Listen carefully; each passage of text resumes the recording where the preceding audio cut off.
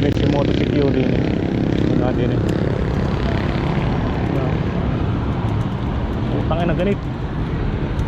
Si Motociclo. Pare, Motociclo. Woo!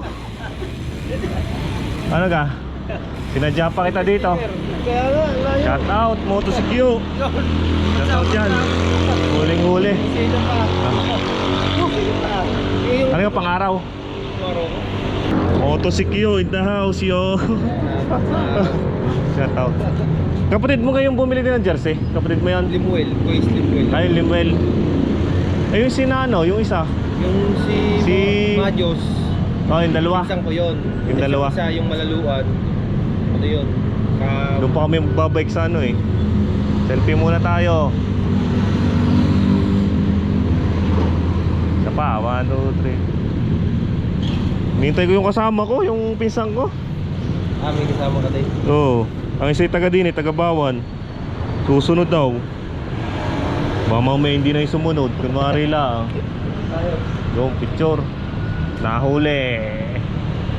Nahuli tayo ni Motociclo. Yan, shout out.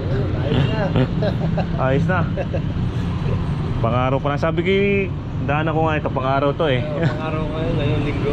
Saka tapusan na lang ulit ang ride. Baka sa linggo, gusto mo sumama sa mga yon? Saan daw? Sa Lipa. Parang may ano yung content creator meet up Ah, sa ano? sa bypass sa Lipa. Dito lang. Oo. Sige sige. Punta ka na. Ako'y mainit na. Tayo na. Oo. Aahon pa kami din sa Bagilawa. Malayo pa. Tapos pababa na din sa Kalumala. Oo. Paikot lang. Sige. Motociclo in the house. Shout out. To you. Shout out, napakasipag. Ano? Doon mga brother, nakahuli natin si Motociclo. Kanya nagtatrabaho si Jollibee. Pangalan pala ni Motociclo, eh alam nyo na kung anong trabaho niya, no? Isang napakagiting na si Q dito sa may Jollibee Bawan, sa may Manghinaw. Pasyalan nyo yan. Nagpa-vlog din yan mga brother, no? Shout out muli sa kanya.